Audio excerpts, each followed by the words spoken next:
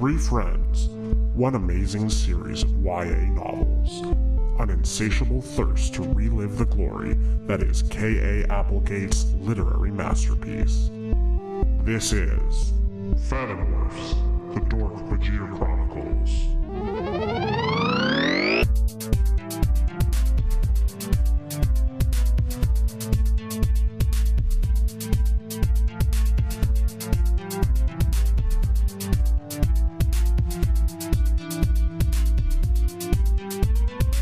Hello, and welcome to the Dork-Bajir Chronicles, a podcast where we read through the Animorph book series one at a time. Then we talk about it every week. Today we'll be talking about Animorphs number 23, The Pretender. My name is Mikael, the host. I'm Tessa, the expert. And I'm Braden, and I understand the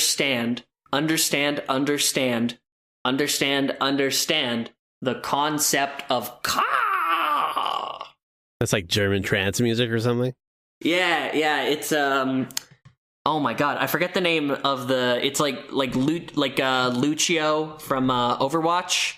I think that's either from his album. Why am I from already the game so he's based on. why are we with the Animorphs? We got off track immediately. Okay. We got off track so fast. Hey, that's what editing's for. This week is a Tobias book. Our first Tobias book in so long, because they only give him one every 10, and it's a crime. Also, the cover of this book is like some buck wild shit. Yeah. Because you have a hawk morphing into a rabbit, and then you be superimposed on top of that, you have the Tobias actor who actually looks like it might just be the Jake model from the first book. Yeah. It doesn't look like a boy. It looks like a dream of a boy, you know? That's And, deep. I love his stupid little bunny ears coming out of his hawk head. Like, the middle morph is always so bad. Like, his hawk turkey legs, and his bunny ears, and his fat wings folding down. Like, it's so good. Ugh. It's terrifying to look at. Okay. A lot of shit happens in this book, and it's the first time... Yeah. It's kind of like some would say an innovative, unique new approach to literature where, you know the concept of the A plot and B plot? Yes. This one introduces an entirely new twist, the C plot. Ooh. Nice. So this book has two quote unquote mission plots, as well as one character development plot, which normally was separated into B plot would be character development, A plot is the mission. There isn't really a goof in this book. We start off immediately with some C plot stuff. Mm-hmm. Tobias is having trouble with his hawkness, which tends to be the theme of pretty much every Tobias book, but there's another hawk living in his meadow that's competition for the prey, so he's getting real hungry. But every time he goes to catch prey, something happens. He has a weird PTSD thing where he imagines himself as the prey and then freaks out. And when I say imagines, I mean he has a vision immediately during the dive of himself being the prey and his talons sinking into his own back. Holy fuck, not to play into type too much by interrupting, this is the first book we see from Tobias' point of view where he's got his morphing power back. So it's the first time we get his perspective after morphing a bunch of animals. So maybe that's why he has this, as you call them, empathy seizures. Because now he's really remembering what it's like to... Because before, he morphed his cat once, and then Hawk a bunch of times, and then was Hawk forever. Yeah. Whoa, I never thought of this! What? Anyhow, that's kind of the C plot for most of the book is him going hungry, him not wanting to ask for help with this problem. Rachel even catches him eating roadkill at one point, and he's like, oh, fuck. She thinks I'm a pussy now because I can't kill my own food. Meanwhile, she's just like, oh, God, he's eating meat right in front of me. Fucked up. Anyhow, we're kind of going backwards, I guess, but chronologically in the book, we are introduced to the B plot next, which is that I believe it's Rachel who hears from Melissa, who hears from her dad, Chapman, that they're looking for Tobias because there's a lawyer that asks Chapman, hey, where's Tobias? I have some legal documents for him.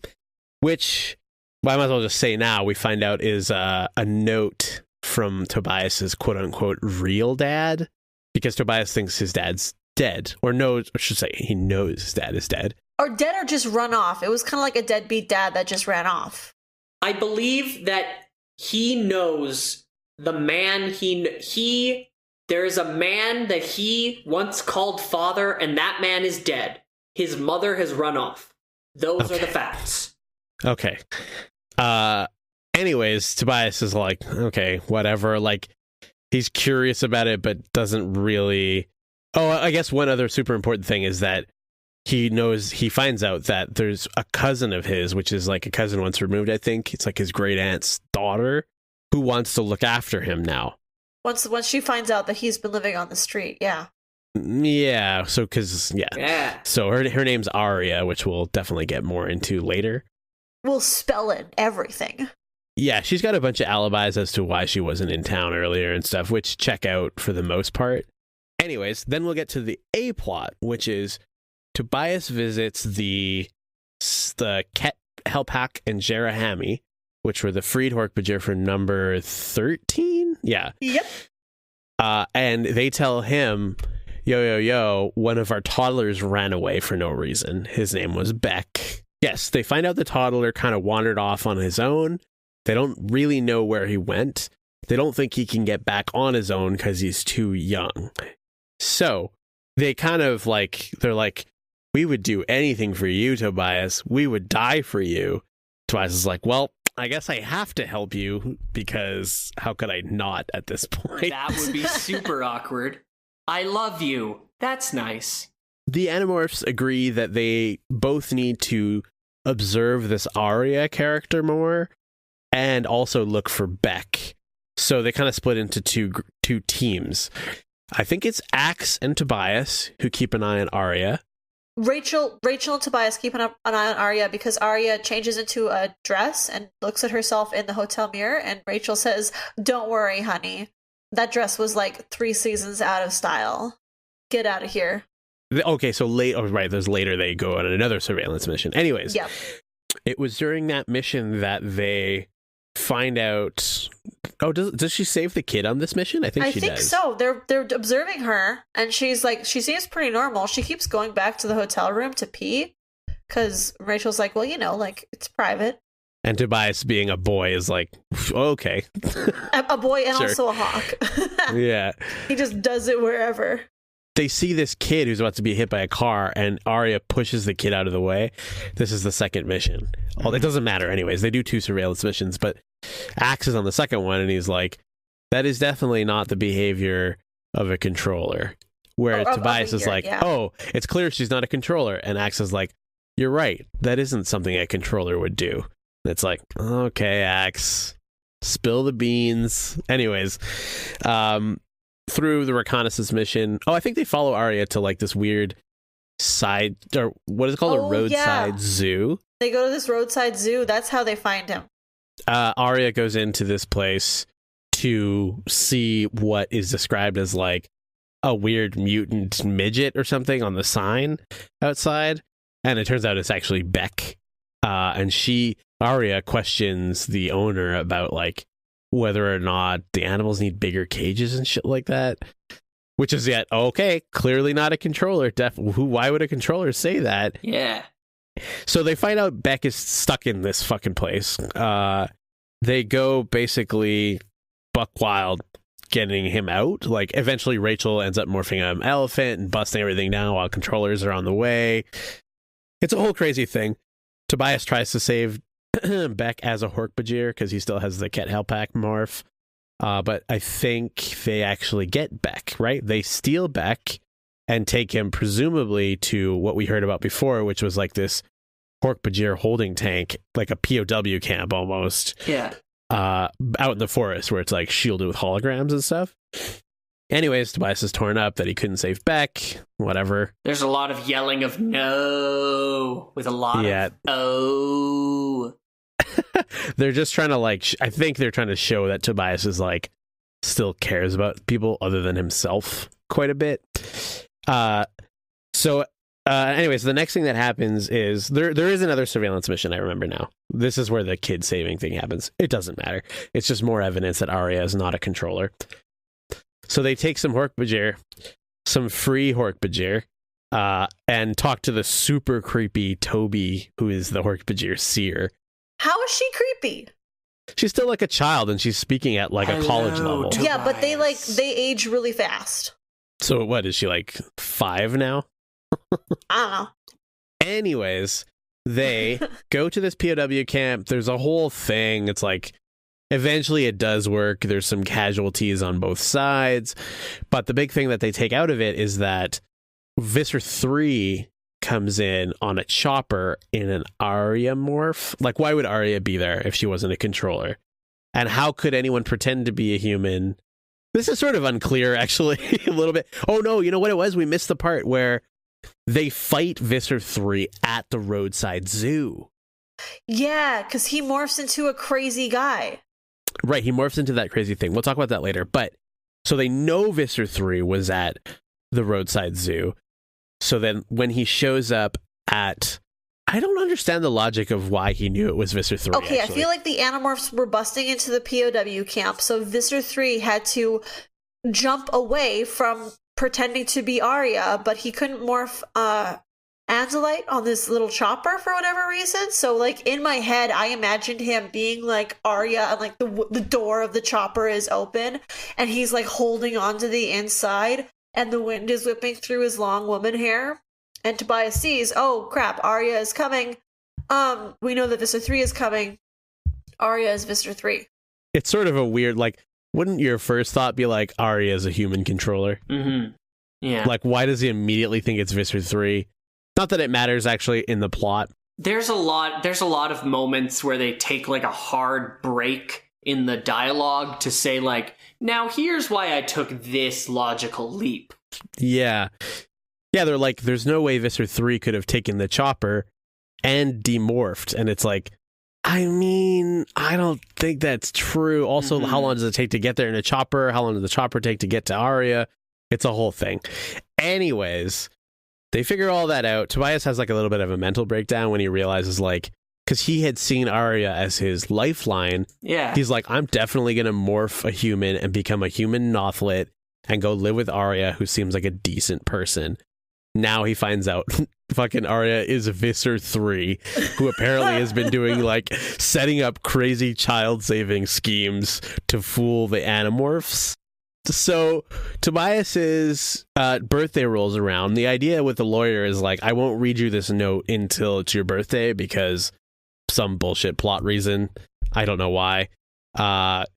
We sort of figure out that now that we know that Arya is is Visser 3, we figure out the lawyer is probably a controller, and the lawyer mentions, like, this was handed down to me from my dad who owned this firm before, and they sort of interpret that as, like, if a controller saw the name that he's about to see, he would freak out and make this top priority, because he tells Tobias, as he's reading this note, it's me, your father, Elfangor.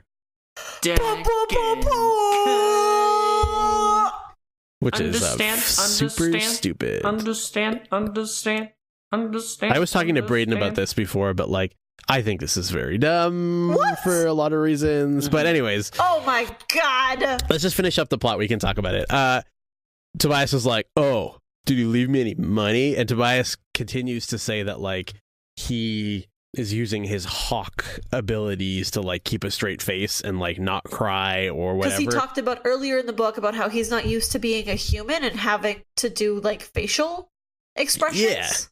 Yeah. Which is like, okay, I don't know. How long has it really been since you were human? But anyways, he's like, did he leave me any money? The lawyer's like, no, but he told you were an alien. Don't you think that's, like, fucking crazy? And Tobias is like, nah, man. He's obviously nuts. Peace. And he zips up his leather jacket and kicks the door open and then fucks off. Visser 3 doubles down and is like, hey, I believe in aliens.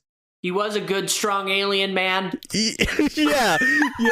Visser 3 is like, he's like, oh yeah, like, doesn't he? Oh no, it's behind closed doors where he's like, oh, I thought maybe Elfangor's son, now he's talking to the lawyer, I thought Elfangor's son would be like some kind of fucking kick-ass, badass guy. Clearly just a pussy. But he does say something like kind of complimentary, where like there will be no others like him, which I'm pretty psyched to get into Andalite Chronicles. Pretty sure that means right that away. Mr. 3 was in love with Elfangor. Well, we'll find out. There is a gay triangle in Andalite Chronicles. But we'll talk about it later. It involves 3 Taxons. It's very good. It's a literal triangle that they make with their bodies. Anyways, Tobias is just like, whatever. He morphs into a human, or like stays as a human so that he can cry. In private. That's why I stay human. He has a cupcake for his birthday. And tells no one that he's Elfangor's son.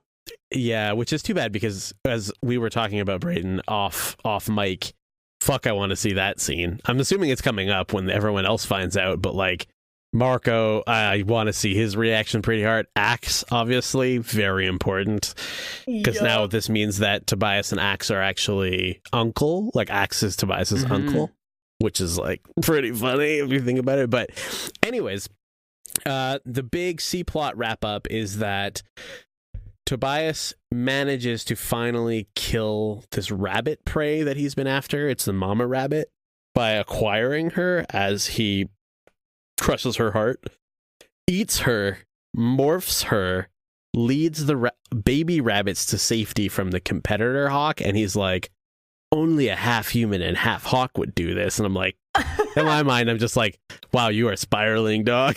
This is gonna end so badly for you. No, it's Anyways, actually that's pretty cute. They have a whole thing, like, you know how they saved the little baby skunks in book 9? They have a whole thing with the little baby bunnies that we find out about in book 33. It's very good. Oh, nice. But those baby skunks are fucking dead. No. Yeah. They're definitely, they haven't brought them up because they're at a farm, quotation marks. No. So, I don't know. What do you guys think of this book? So, Brayden, what did you feel about the reveal? I liked that Tobias has this grander connection to the sort of the stuffs of the universe, like the lore of the world, because like everyone else is connected to Earth in a very direct way. They're all Earthlings. They want to protect their planet, and that's where their stories come from. But Tobias has been slipping further and further away from that as he becomes a hawk person. But now that doesn't matter so much. It's not just about him being trapped as a hawk anymore. It's about him having another ancestry to explore. It's about him having another sort of spiritual experience, another culture and people that he can connect with. He doesn't have to be human or hawk. He can learn about this theater of the universe that is out there. Too bad we don't see too much of that in this book. Do you think that he stays up at night wondering, like, how much of my percent of my DNA is alien? Yeah. And what is my dad's, like, purple dick? This is why Elfangor, like, mind-shocked a bunch of information into Tobias's head in the first book. This is why in the TV show he knew his name and, like, gave him the disc. We don't talk about the TV show outside Talking of to the Tobias time. weird. Like, this is why. Like, this is what this pays it off.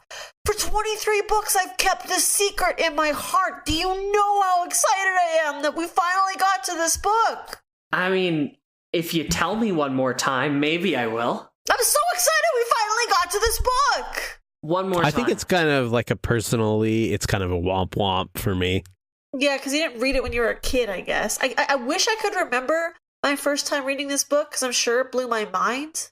No, I think it's actually dumb. Like, I think it's actually dumb. I think it's like a fucking show, like where, like in Star Wars, where it's like everyone is related to someone important, and that's the plot of the thing. Like when there's that scene in The Last Jedi where Rey is looking at Kylo Ren, and Kylo Ren's like, I think you know the truth, don't you? It's like, you're not special. Like, your parents weren't important. You're not the kid of someone important. And I was like, yeah, she needs to hear that, man, because everyone is thinking it. Like, oh, whose kid is she? I wonder who her parents are. Do you know what I mean? But maybe the really important thing, maybe the stronger narrative push is like, you can come from nothing. You don't have to come from something. Maybe you can be special on your own. It's this whole thing, like, it means something. It's not just a funny, I mean, maybe it was and then they made it mean something later, but it does happen in a later book where it means something that I'm so conflicted about it because I feel like it means nothing right now. Do you know what I mean? Yeah, like, it's just like, that's fair. Who cares? Like, your dad's Elfangor. Do you have powers? You literally found it out in the last 2 minutes of this book and told literally nobody but yourself. It felt a lot like a needless, like, narrative gimmick. Do you know what I mean? Yeah. Like, oh man, this is going to keep people hooked for next time, like a cliffhanger, even though we don't know how the cliffhanger is going to pay off. Do you know what I mean? Yeah. Yeah, that's fair. Don't get me wrong. I'm sure, like, it'll feel better later. It just does not feel good right now to me.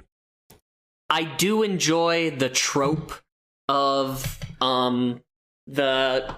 the kid, the person with a problem finding out that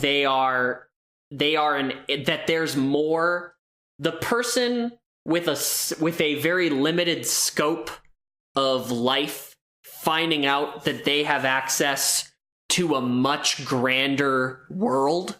I love that trope. I think it could be used very well in this universe, but it's not right now. And, you know, that's this book. This book is about Tobias freeing some Dork-Bajir and then showing up for a will reading. Showing up at an overly complicated will reading that they have to explain way too much.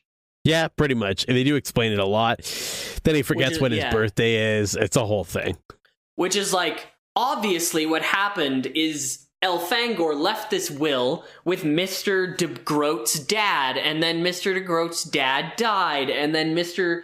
de Groot's son, and then Mr. de Groot became a controller, and then opened this letter by coincidence, and then found out there was just so much coincidence and there was so much coincidence and implication and assumptions that in the last 2 seconds that were just okay. Yeah, I agree. I mean, like, Tessa, I know, is seething over there because she's like, "This is the best book ever." I love Tobias books, and I wish that we got more of them. I wish that the publishers weren't like, kids aren't going to relate to this boy trapped as a hawk, so he should get half as many books as everyone else. I found it super alienating. Like, it's so hard to relate to that shit. It, like, oh yeah, I'm a human and a hawk. It's like, okay. I mean, I can't use that in my own life to, like, relate to the people around me. I don't know. Even Cassie's books seem like more, like, they have more, I don't know what the word I'm looking for is, like, real life application, which I know is not the point of books, but... Well, we have talked about, like, Tobias Hawk, Tobias Person as a trans narrative before. Yeah, and maybe it's really important in that sense, which is fine. Maybe it's just like, I just don't get it. And that's okay too. Okay.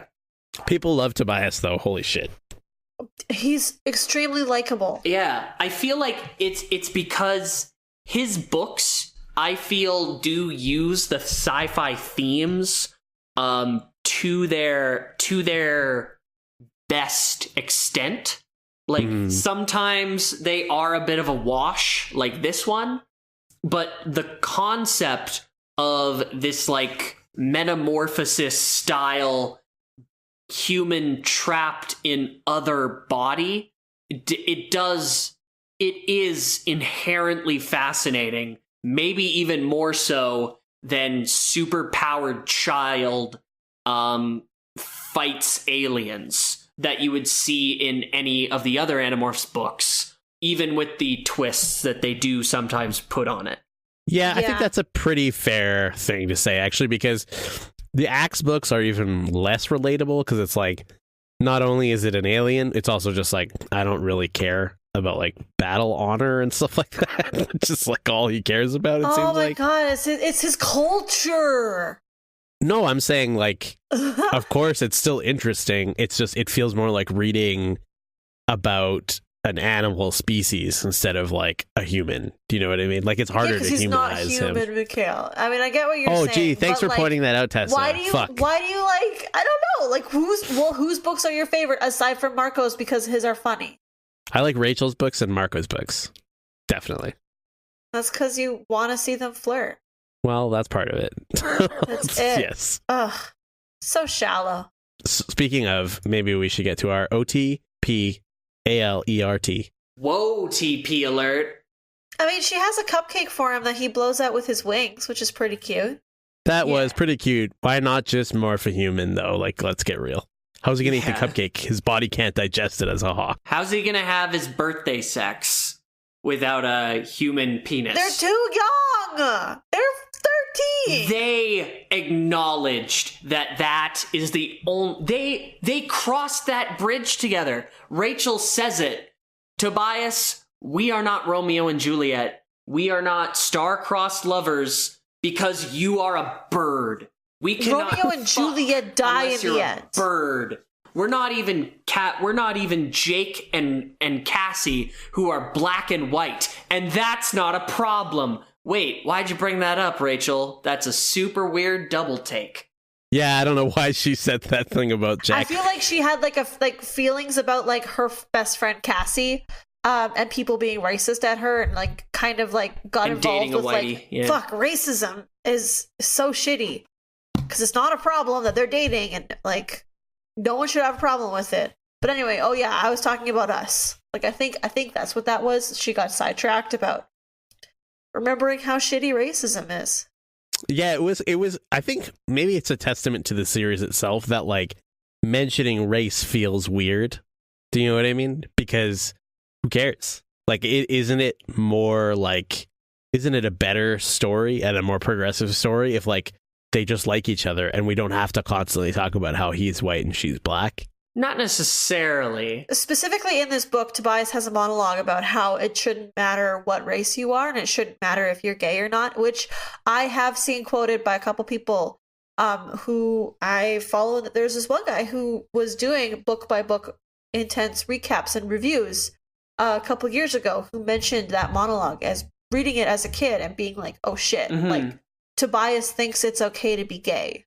Okay, I guess my point is like... which was pretty cool. I know it's not at all about your point, but like, I just wanted to mention that it's a cool thing. Okay, good. Because my point was more like narratively, I think, because like, you know, the idea of representation in movies and stuff where it's like... Oh, yeah. It's important to have like an Indian, like an East Indian character who isn't a stereotype and is just a guy. Or like even more heinous of an act, but that's to like have two of the same ethnicity and them not be like brothers or related in some way. Do you know what I mean? So the fact that they don't constantly talk about Cassie being black, to me it seems like she's just black and who cares? She's just another person. That's among the Animorphs. We will see not often, but like mentioned here in this one, and then in a couple other books, the kids are aware of the society they live in and how it views them, but amongst themselves, like the Yerks are all aliens. They don't care about human racial problems and racism, right? And the kids themselves don't care. Mikael and Catherine have certainly not been shy about Cassie is black. There are societal issues related to that, but they have certainly tiptoed around it. I believe coming up here, we are now getting into Ghostwriter territory, correct?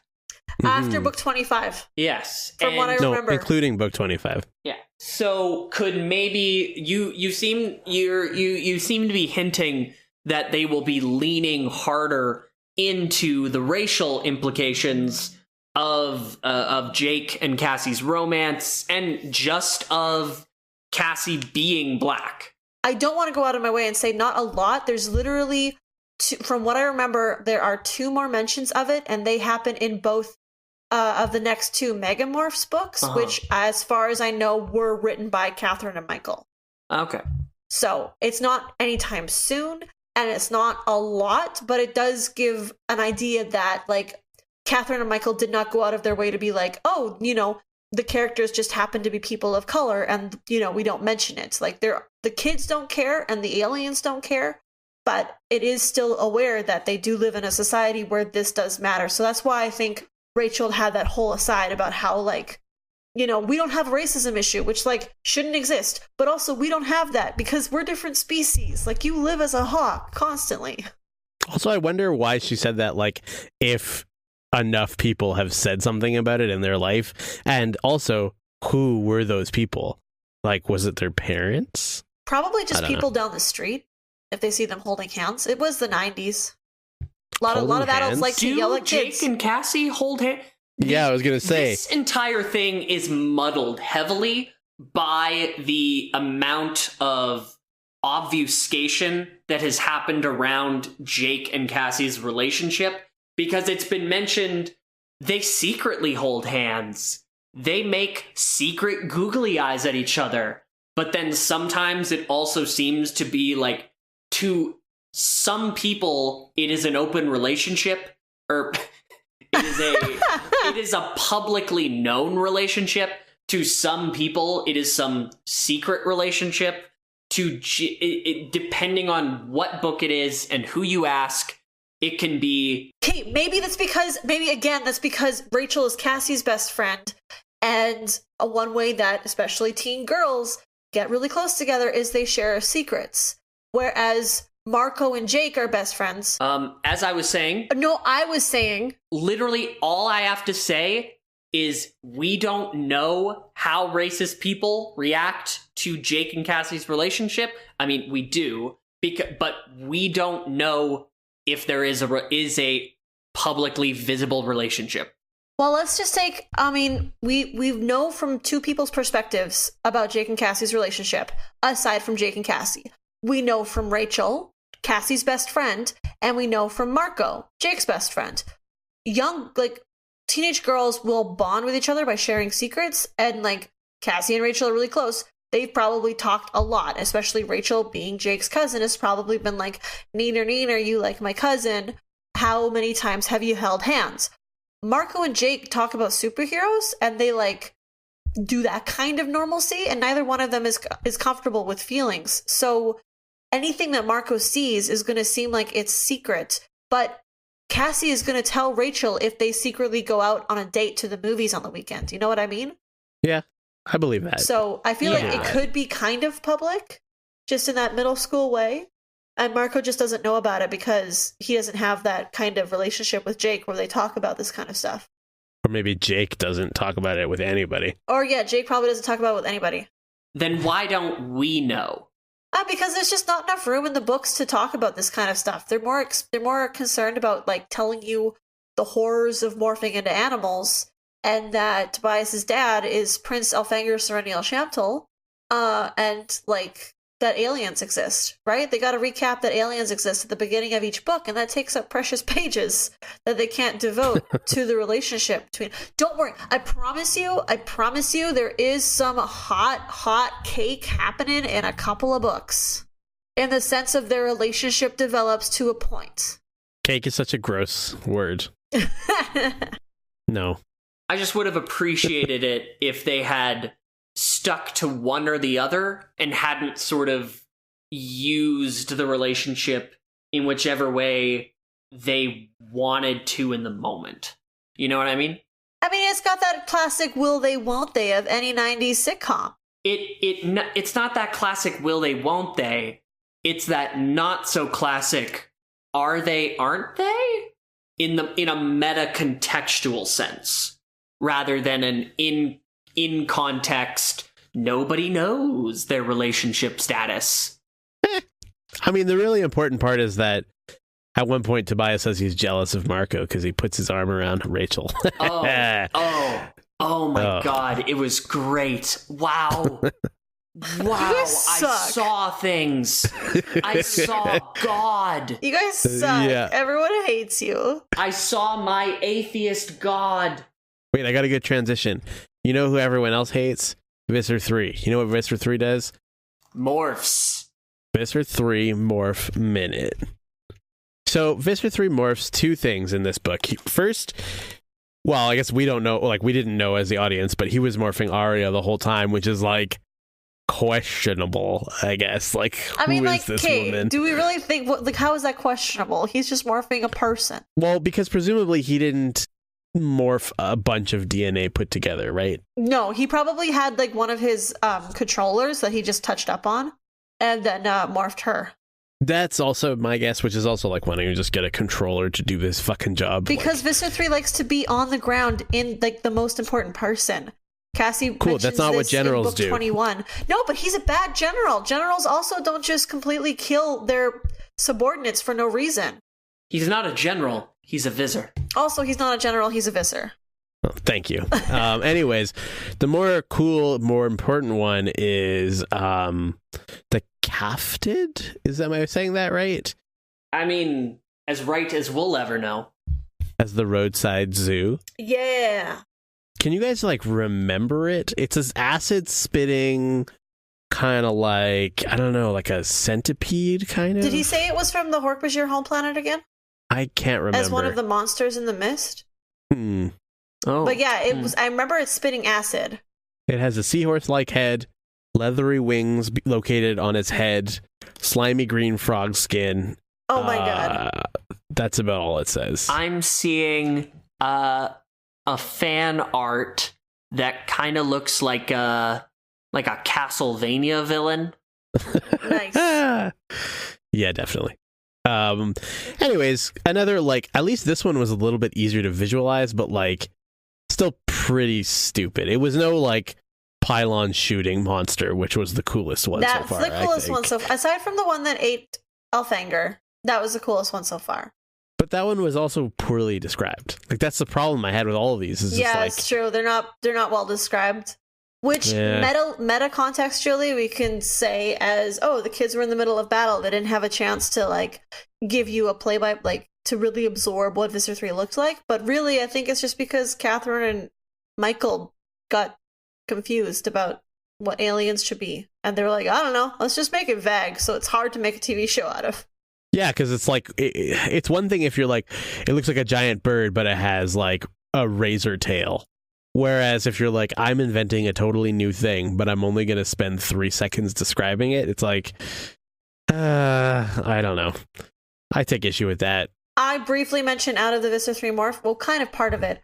One of the things when Tobias realizes that Visser 3 morphs is Arya in Morph, he's like, idiot, why couldn't I see? Like, Arya has been shooting lions and tigers and bears in Africa for years as a photographer. I have to add that as a photographer caveat. She's no dentist. And then she, like, in the hotel room, she has, like, that bit where she checks her hair. And he's like, idiot, she was in Africa for so long. She wouldn't care about how she looked. And it's like, Tobias, the duality of man, kind of like, you can be on a crazy safari and taking photos of animals and sleeping in the dirt. And then you can come back to where you can have a warm shower in a porcelain hotel bathroom and care about your appearance for a second. Like, you can do both. Yeah, I didn't follow that logic at all with him. Or like the idea like, oh yeah, she's wearing fashions that are like 4 years old. She must have been in Africa for years. It's like, that's not how that works at all. Like, it's just... Like, she's a grown-ass woman, Rachel. She's not going to be wearing the hot thing that 13-year-old girls are wearing in 1993. Well, and also, like, some people are just out of touch. And also I'm extremely out of touch. I don't even know what's in touch right now. Plastic pants? What? Sure. Plastic? What is this? It's true. Cell phones that are like computers? No, but seriously, like, see-through plastic pants are being sold in stores. Fucking Miley Cyrus, I bet. Something to do with it. Okay, do you guys have anything else to add to this discussion? I love Visser 3. He's a good man. and he deserves everything in life. It's bad. Mr. 3 for president. No, it's bad. 2020. Visor 3, acquire the president. 2016. Oh, No. shit.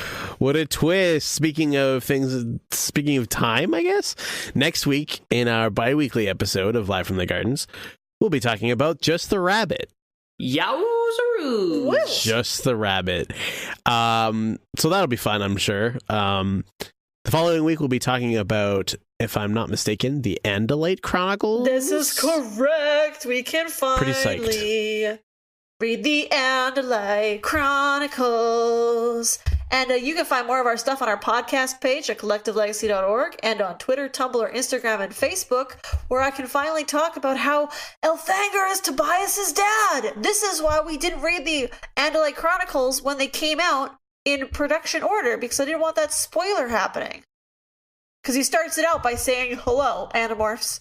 My name is Elfangor, and I am Tobias's dad." I'm very excited that now I can start calling Prince Elfangor Daddy Fangi. Daddy Fangy? Daddy Fangi. No, that sounds too much like a slur. Brandon, where can people subscribe to our show? Oh, well, of course they can go to iTunes.